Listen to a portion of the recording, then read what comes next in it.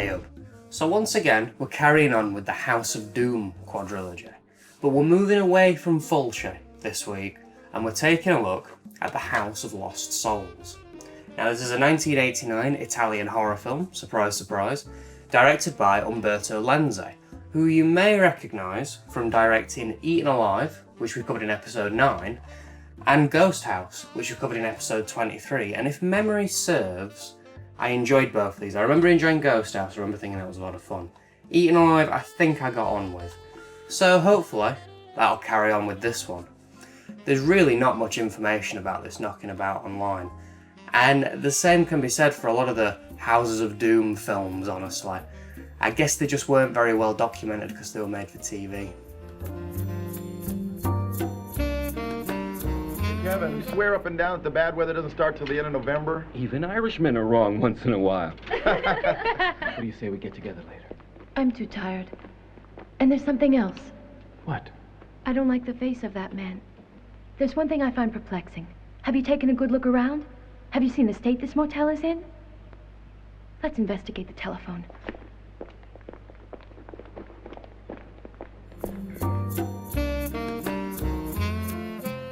The film follows a group of 6. There's 5 geologists and 1 tag-along kid. Now the film might have mentioned why he's with these geologists, but for the life of me I can't remember. They've been working on some mountain somewhere and they're moving to a new location, but there's a roadblock. So they decide to stay the night in this strange hotel that they find. Things get weird and people get decapitated. Oh yeah, and one of the geologists happens to be a sidekick and they make a bit of a big deal out of it, even though everybody pretty much at some point has weird hallucinations or visions or whatever it is. So there's that element to this as well. Honestly though, I did really like this plot. There was enough happening to keep me entertained all the way throughout, and I can even forgive it for the false advertising because it's set in a hotel, not a house. Hey, the doctors gave you a reasonable explanation. They said that you have psychic powers. You're a medium. I don't want to be a medium. I don't. We're all normal kids, Carla. But that doesn't mean we can't have a hallucination every now and then. And Gray, he's preparing a script for a nice little horror film.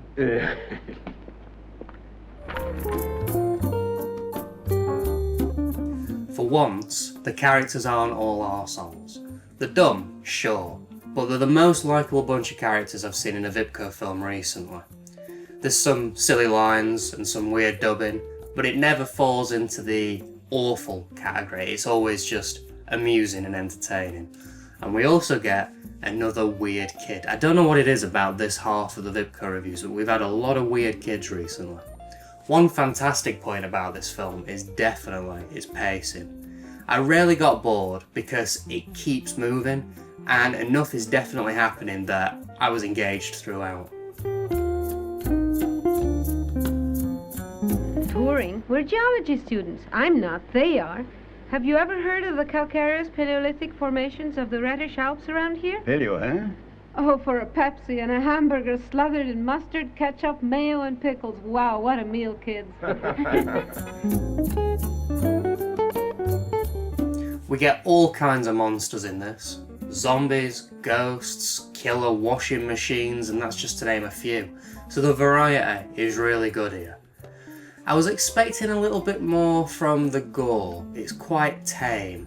The effects that we get are quite good, and there's some great death scenes.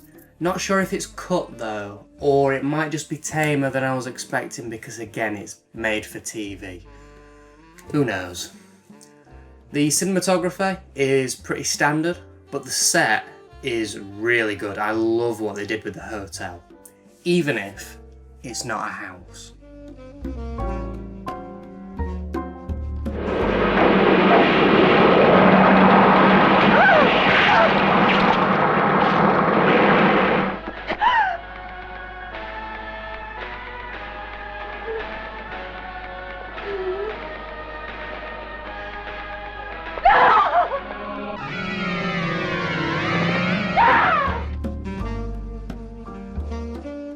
The print for this is great.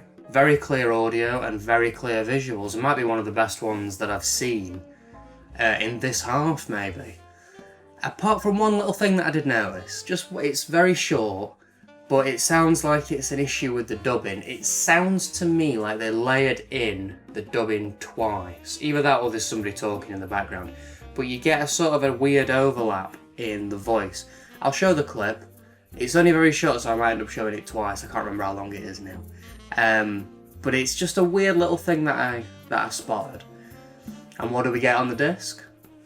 Same thing we always get on the disc. And to be honest with you, we're that close to the end now. Bloody Moon is the last one. We're that close to the end that I do not think that is going to change anytime soon. Foretell something that's going to take place somewhere in the future. I get brief flashes on what's already happened. I get brief...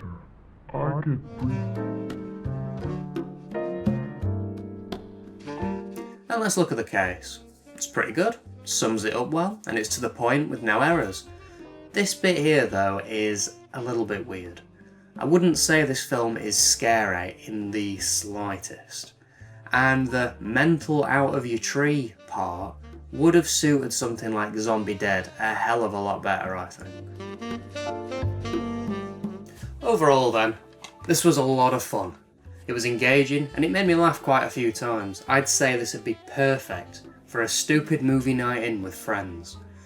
If you were looking for an upgrade, I'm afraid you're out of luck in the UK. Again, this is your lot. It seems like the Houses of Doom just have not got that Blu-ray release they deserve. But to be honest, this print's pretty decent. If you can pick it up for cheap, it'd be well worth it. So, pretty good this week, and let's see if Umberto Lenzi can crack out another good film for the last film in the Houses of Doom Quadrilogy. That's right, we're finally finishing it. And we're finishing it with the House of Witchcraft. Love a good witch film.